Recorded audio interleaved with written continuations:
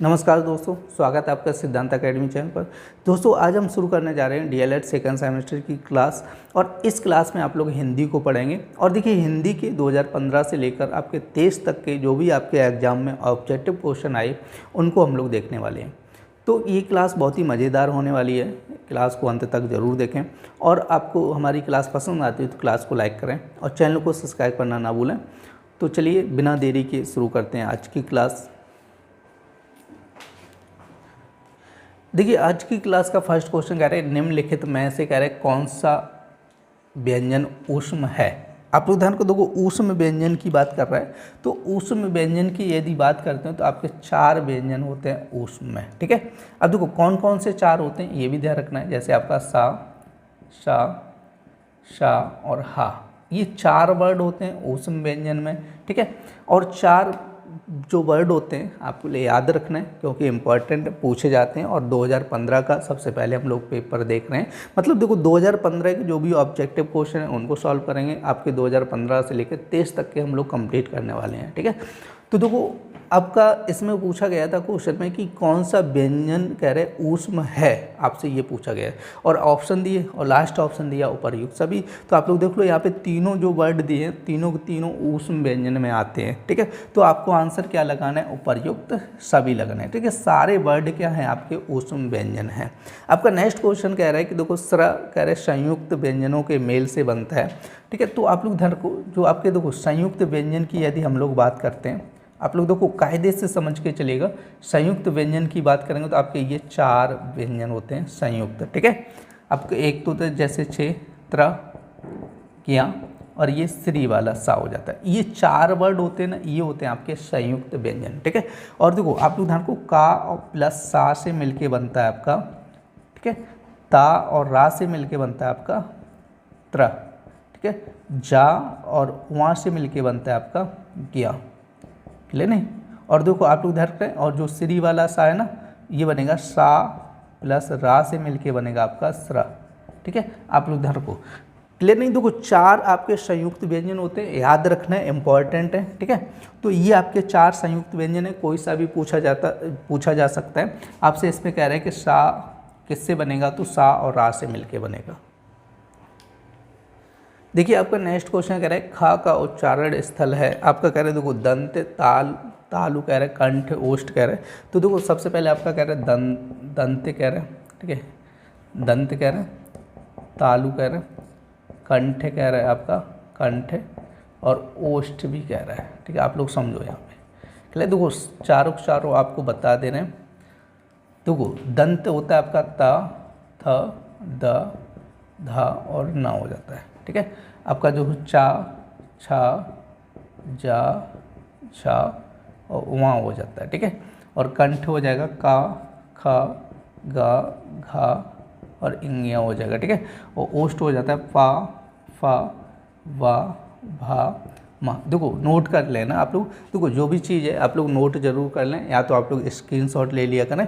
ठीक है, इंपॉर्टेंट है क्योंकि देखो आपके हो सकता है जैसे 15 में ये पूछा खा। ठीक है, खा का उच्चारण से हो सकता है आपके एग्जाम और कुछ पूछ दे इसी से रिलेटेड।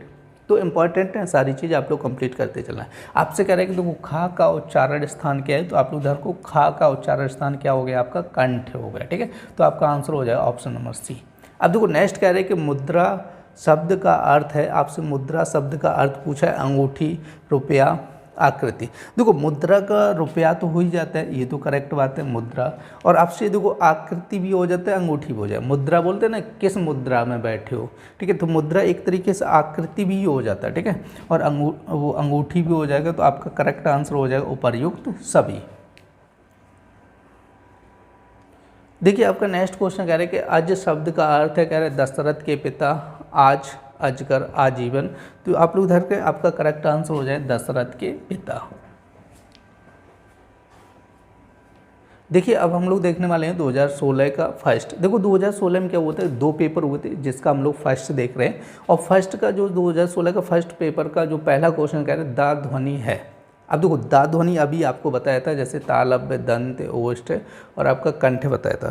देखो आपका जो दा होता है ना, तो आपका कौन सी वाली लाइन में बोला जाता है, ता, था, वो ता, था, दा धा और ना बताया था ना, तो आपका आंसर हो जाएगा दंत्य व्यंजन। ठीक है, ता था दा धा डा दंत हो जाएगा। ठीक है, अब कह रहे बेखौफ शब्द में कह रहे उपसर्ग है, तो उपसर्ग हमेशा याद रखूं, जो उपसर्ग होता है शब्द के पहले जुड़ता है, शब्द के कहाँ जुड़ेगा, पहले जुड़ता है, क्लियर नहीं।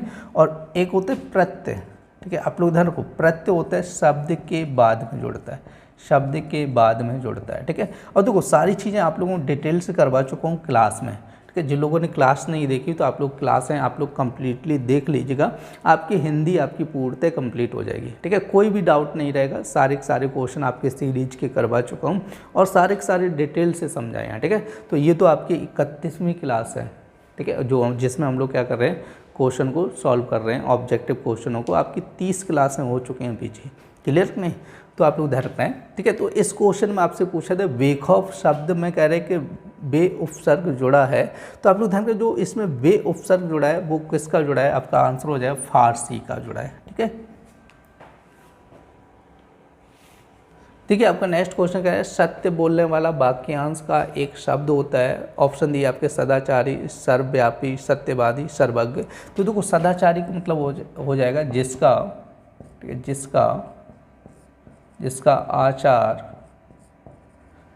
अच्छा हो, जिसका आचार अच्छा हो तो उसको क्या बोलते हैं, सदाचारी। ठीक है, अब देखो सर्वव्यापी क्या रहता है, सर्वव्यापी मतलब होता है कि सब जगह व्याप्त।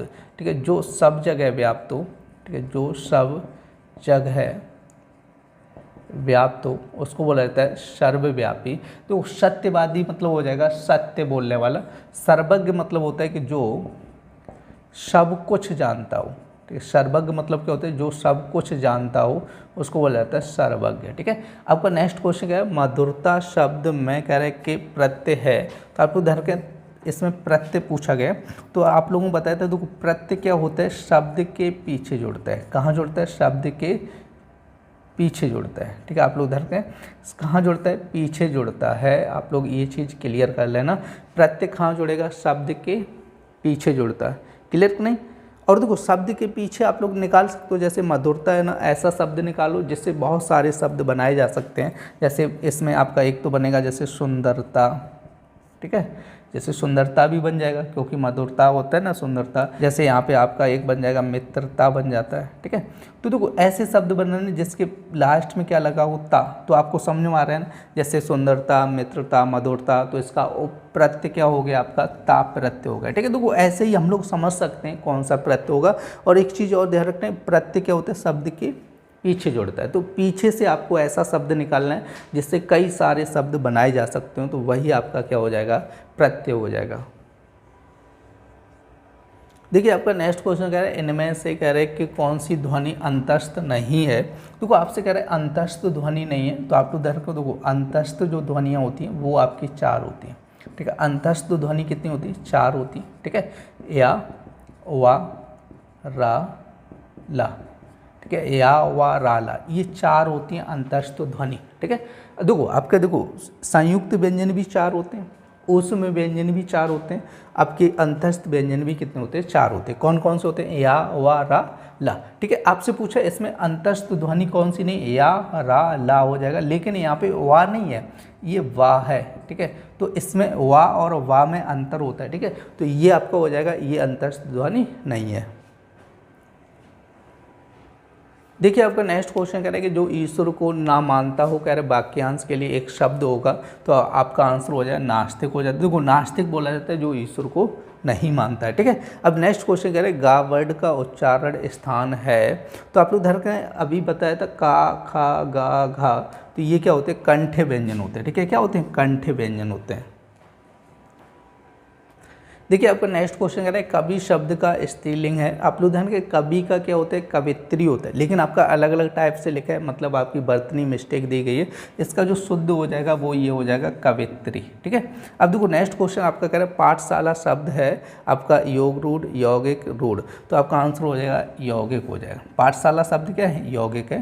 ठीक है, देखो योग रूढ़ का मतलब क्या होता है कि किसी तीसरे का अर्थ निकलता है। ठीक है, किसी तीसरे का अर्थ निकले, किसी तीसरे का अर्थ निकले, क्लियर है। योग रूट का मतलब क्या होता है, किसी तीसरे का अर्थ निकले, क्लियर नहीं। जैसे हम लोग बोलते हैं लंबोदर, लंबोदर, जैसे गिरिधर बोलते हैं ना, गिरिधर बोल देते हैं। तो ये होता है, देखो रूढ़ शब्द होता है जिसका खंडन ना किया जा सके, खंडन ना किया जा सके, तो उसको बोल देते हैं आपके रूढ़ शब्द बोल देते हैं। खंडन का मतलब क्या होता है, जैसे राम लिखा है, ठीक है, जैसे आपका मोहन लिखा है। अब देखो मोहन को यदि हम लोग तोड़ेंगे ना, अलग अलग करेंगे, तो इसको तोड़ नहीं सकते हैं, क्योंकि अगर मोहन को तोड़ोगे तो ऐसे ही तो करोगे, जैसे यहाँ पे माँ बनाओगे, अलग अलग करना, माँ प्लस ओ की मात्रा प्लस हा प्लस ना, ऐसे ही तो तोड़ोगे, तो भाई कोई अर्थ निकलेगा, सीधी सी बात है। जैसे किसी शब्द को तोड़ो, जैसे यहाँ पे आपका कोई भी वर्ड हो, जैसे आपका घोड़ा हो जाएगा, घोड़ा शब्द को यदि हम लोग अलग अलग करेंगे तो कोई अर्थ निकलेगा, कोई अर्थ नहीं निकलेगा। तो इसलिए इसको बोलते हैं रूढ़ शब्द, मतलब जिनका खंडन ना किया जा सके। और यहाँ पे योग रूढ़ का मतलब होता है कि किसी तीसरे का अर्थ निकलेगा। लंबोदर, गिरधर, गिरधर मतलब क्या होता है, अर्थात श्याम, ठीक है। आपका लंबोदर जिसका लंबा है उधर, अर्थात क्या होता है, गणेश होता है, ठीक है। ऐसे शब्द आ जाते हैं तो उनको बोले जाते हैं योग रूढ़, ठीक है। यौगिक का मतलब क्या होता है कि दो या दो से अधिक शब्दों से मिलकर बनते हैं, ठीक है। दो या दो से अधिक शब्दों से मिलकर बनते हैं, दो या दो से अधिक शब्दों से मिलकर बनते हैं।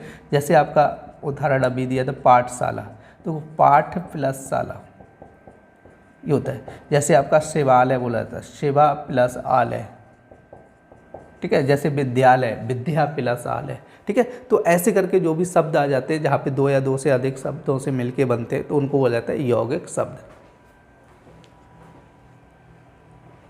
देखिए आपका नेक्स्ट क्वेश्चन कह रहा है भानु उदय शब्द का संधि विच्छेद है, तो आपका ऑप्शन दिया भानु प्लस उदय। इसमें देखो भानु प्लस उदय, भानु, देखो यू तो होगा नहीं, ये तो बिल्कुल नहीं होगा, इसमें बड़ी यू की मात्रा लगे तो ये भी नहीं होगा।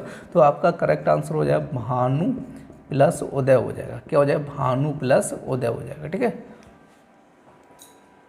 देखिए आपका नेक्स्ट क्वेश्चन कह रहा है रानी केतकी की कहानी के रचयिता हैं, तो आप उधर पे हो जाए इंसा अल्लाह खान, ठीक है। अब देखो किशोरी लाल गोस्वामी ने कौन कौन सी रचनाएं की थी, आपकी एक तो हो जाएगी त्रिवेणी, ठीक है, त्रिवेणी हो जाएगी, ठीक है। और आपकी रजिया बेगम हो जाएगी, रजिया बेगम, ठीक है, रजिया बेगम हो जाएगी, ठीक है। जयशंकर प्रसाद की आपकी बहुत सी रचनाएं, जैसे आंसू हो जाएगी, लहर हो जाएगी, जैसे कामायनी, लेने। अब जैसे प्रेमचंद की गोदान, गवन, रंगभूमि,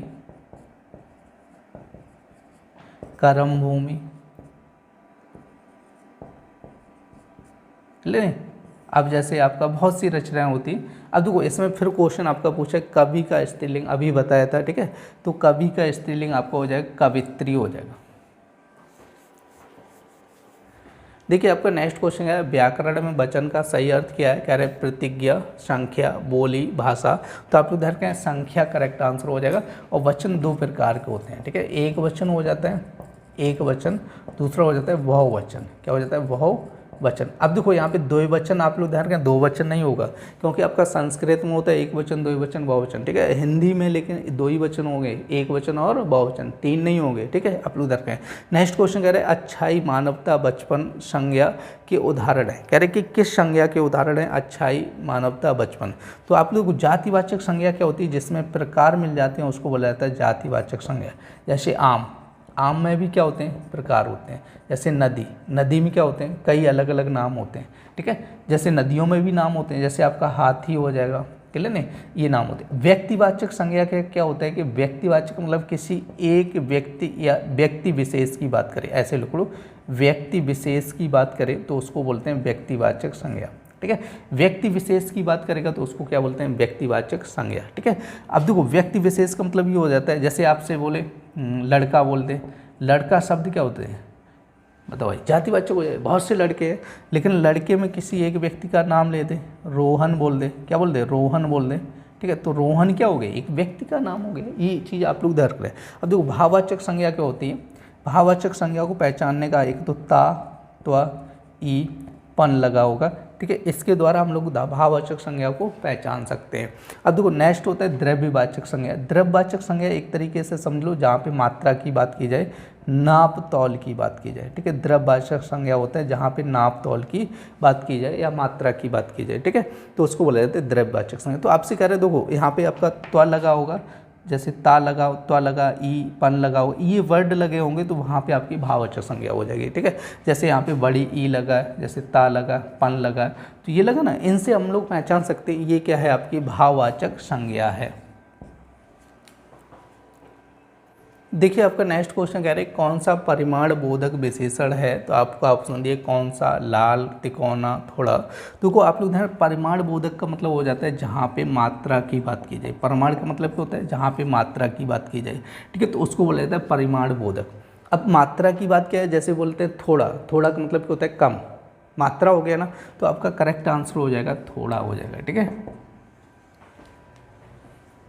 देखिए आपका नेक्स्ट क्वेश्चन कह रहे हैं प्रत्यक्ष शब्द में उपसर्ग है प्रति, प्रत्यय, कह रहे प्रत, तो आप लोग ध्यान रखें प्रत्यक्ष की बात कर रहे हैं, तो प्रत्यक्ष का मतलब हो जाता है प्रति प्लस अच हो जाता है, प्रति प्लस अच, ठीक है, तो इसको बोला जाता है आपका प्रत्यक्ष। अब देखो प्रति जो शब्द होता है ना, आपको पता है ना उपसर्ग कहाँ जुड़ता है, शब्द के पहले, तो अच्छ क्या हो गया, आपका मूल शब्द हो गया, इसको क्या बोलते हैं, मूल शब्द बोल देंगे, ये मूल शब्द हो गया। और प्रति क्या हो गया, आपका उपसर्ग हो गया, ये क्या हो गया, उपसर्ग। उपसर्ग मतलब क्या होता है, शब्द के पहले जुड़ते हैं। और प्रति से बहुत ज़्यादा शब्द बनाए जा सकते हैं, जैसे प्रतिदिन हो जाता है, जैसे प्रतिकूल हो जाता है, क्या हो जाता है, प्रतिकूल हो जाता है, जैसे प्रतिहार हो जाता है, ये बहुत सारे शब्द बनाए जा सकते हैं, ठीक है। तो इस क्वेश्चन का आपका आंसर हो जाएगा प्रति हो जाएगा। अब देखो नेक्स्ट क्वेश्चन कह रहे हैं पूर्ण विराम का प्रयोग किया जाता है, कह रहे हैं वाक्य के प्रारंभ में, वाक्य के मध्य में, वाक्य के अंत में, रेखा के ऊपर। तो आप लोग ध्यान क्या, देखो पूर्ण विराम होता है वाक्य के अंत में प्रयोग होता है। देखिए आपका नेक्स्ट क्वेश्चन है निम्नलिखित में से स्त्रीलिंग शब्द है। आप लोग हमेशा ध्यान रखो जब भी स्त्रीलिंग पुल्लिंग पूछा जाए तो आप सेंटेंस बनाइएगा, ठीक है, उससे पहचान सकते हैं। वैसे कोई पहचानने का कोई शॉर्ट तरीका नहीं। जैसे मित्र है तो बोलते हैं ना कि आज मैं मित्र से मिला, बड़ा आ आया ना, तो आप लोग समझ लो यहाँ पे क्या है, पुल्लिंग है, ठीक है, ये क्या है, पुल्लिंग है। जैसे मुझे उपहार मिला, तो मिला ही तो बोलेंगे, तो ये भी पुल्लिंग है। जैसे उसने अध्याय पढ़ा, तो ये भी क्या हो गया, पुल्लिंग हो गया। अब सूचना स्त्रीलिंग होता है, कहते हैं ना कि सूचना मिली, बड़ी ई आ गया ना, मिली, तो स्त्रीलिंग हो गया। तो क्या आप सेंटेंस बना के आप लोग उसको समझ सकते हैं। नेक्स्ट कह रहे हैं चौरा शब्द में समास है। अब देखो चौरा शब्द में समास कह रहा है, तो आप लोग ध्यान में आपका हो जाएगा द्विगु समास हो जाए, ठीक है। द्विगु मतलब क्या होता है कि जिसका पूर्व पद क्या होता है, आपका संख्यावाचक होता है। पूर्व पद क्या होता है, संख्यावाचक होता है, ठीक है। आप लोग ध्यान रखो, देखो इस क्लास में ज़्यादा डिटेल से चीज़ें नहीं पढ़ रहे हैं। यदि आप लोगों को डिटेल से पढ़ने तो पीछे की क्लास आप लोग कंप्लीट कर लीजिएगा, ठीक है, उनको देखिएगा। सारी चीज़ आप लोगों को डिटेल से समझा चुका हूँ, समाज के बारे में, ठीक है, आपके सर्वनाम विशेषण सारा कंप्लीट करा चुका हूँ, ठीक है, बहुत डिटेल से पढ़ाया। तो पीछे की क्लासें कंप्लीट करो। देखो इसमें हम लोग क्या कर रहे हैं, डायरेक्ट आंसर बता रहे हैं और जो भी इंपॉर्टेंट है वो चीज़ें आपको समझा के चल रहा हूँ, ठीक है। देखिए आपका नेक्स्ट क्वेश्चन कह रहा है कि कोई खड़ा है, इस वाक्य में प्रयुक्त कोई किस प्रकार का सर्वनाम है। देखो इसमें किस प्रकार का सर्वनाम पूछा गया और आप लोगों को बताया था सर्वनाम जो होते हैं एक तो जैसे निश्चयवाचक, प्रश्नवाचक, निजवाचक और अनिश्चयवाचक होता है। देखो निश्चयवाचक मतलब होता है कि जहाँ पे फिक्स हो, जैसे आपका ए है वो है, जैसे हम लोग बोलते हैं जैसे ए है मार्कर मेरा है, जैसे ए है पेन मेरा है, ए है पुस्तक मेरी है, तो ये निश्चित हो गया ना कि ये पुस्तक मेरी है, ये निश्चित हो गए ना, ये पेन मेरा है, ठीक है, तो उसको बोला जाता है ए है और ओ है लगाओ तो निश्चयवाचक सर्वनाम। अब प्रश्नवाचक सर्वनाम में क्या होगा, आपका क्वेश्चन वर्ड लगा होगा या क्या जुड़ा होगा, क्या कब जुड़ा होगा, ऐसे जुड़ा होगा, ठीक है, तो क्या कहाँ जुड़ा होगा, मतलब ऐसे क्वेश्चन वर्ड शब्द जुड़े होंगे, ठीक है। निजवाचक मतलब क्या होता है, आप लोगों को बताया जैसे खुद, ठीक है, स्वयं, ठीक है, खुद, स्वयं, अपने आप जुड़ा होगा, अपने आप, ठीक है, तो ये होते हैं आपके निजवाचक। अनिश्चयवाचक मतलब क्या हो जाता है, देखो अनिश्चयवाचक मतलब होता है कोई या कुछ जुड़ा होता है, कोई या कुछ जुड़ा होगा तो उसको बोला जाता है अनिश्चयवाचक सर्वनाम। तो आपसे कह रहे हैं कोई खड़ा है, कोई खड़ा है तो मतलब क्या हुआ, कोई फिक्स नहीं है, हमें पता नहीं कौन खड़ा है, कोई खड़ा है, तो आपका क्या हो गया, अनिश्चयवाचक सर्वनाम हो जाएगा।